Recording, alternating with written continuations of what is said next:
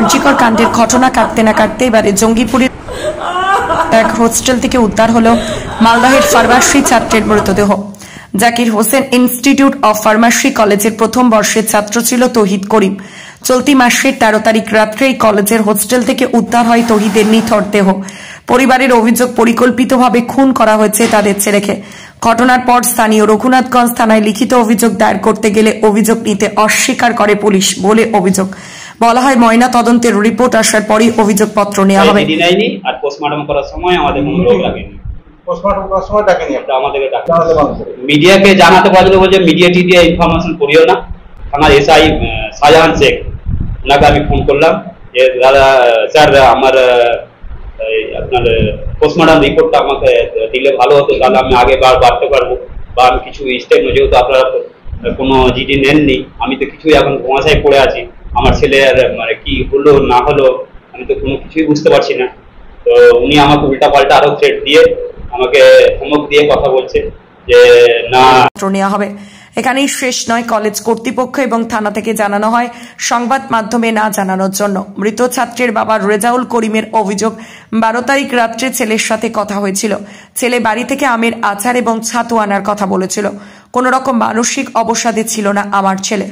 যদি মানসিক অবসাদে থাকতো তাহলে 12 তারিখ রাত্রে ছেলের কথাবার্তা আমরা বুঝতে পারতাম। আমি পেশায় লরি চালক, সেই সূত্রে 13 তারিখ আমি রঘুনাথগঞ্জে ছিলাম। সকাল থেকে আমার ছেলের ফোন সুইচ অফ আসছিল। রাত 9টা নাগাদ আমি হোস্টেলে যেতেই আমার ছেলে রুমমেট ফোন করে জানায় তৌহিদ মারা গেছে। আমি হোস্টেলে গিয়ে দেখি আমার ছেলে নিথর দেহ মেঝেতে পড়ে রয়েছে। ঝুলন্ত অবস্থায় দেহ আমাদের দেখানো হয়নি, আমাদের খবর দেওয়া হয়নি, অথচ পুলিশ ঘটনাস্থলে পৌঁছে গেছে। আমি না গেলে হয়তো জানতেই পারতাম না আমার ছেলে মারা গেছে।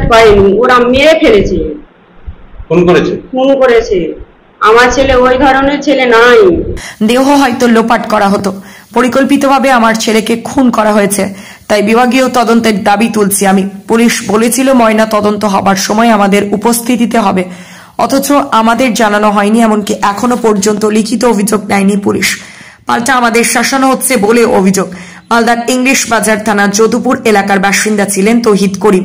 পাড়াতে খুব মেধাবী ছাত্র বলেই পরিচিত ছিল সে, তাই তার মৃত্যু কোনোভাবেই আমরা মেনে নিতে পারি না। পুলিশ প্রশাসন কোনো ব্যবস্থা না নিলে আরজিকরের ঘটনার মতো আমরা গ্রামবাসীরা রাস্তায় নেমে আন্দোলন করব, হুঁশিয়ারি দিয়েছেন গ্রামবাসীরা। পাশাপাশি দোষীদের শাস্তির দাবি তুলে আজ সোচ্চার হন তারা। তৌহিদের ইচ্ছে ছিল বড় হয়ে ভালো কিছু হওয়ার। এই ছেলে আত্মহত্যা করতেই পারে না, পরিকল্পনা করে হোস্টেলেই মারা হয়েছে তাকে। যেহেতু ওই ইনস্টিটিউটটা স্থানীয় তৃণমূল বিধায়কের, তাই পুলিশ এই ঘটনার ধামাচাপা দিতে লিখিত অভিযোগ নিচ্ছে না। অভিযোগ তুলে সোচ্চার হয়েছেন স্থানীয় যদুপুর 1 নম্বর গ্রাম পঞ্চায়েতের পঞ্চায়েত সদস্য সেনাউল ইসলাম। মালদা থেকে হক জাফর ইমামের রিপোর্ট। অভিযুক্তদের আমরা শাস্তি চাই, অভিযুক্তদের আমরা শাস্তি চাই, আমরা ফাঁসি চাই, অভিযুক্তদের আমরা আইনের আওতায় আনতে চাই।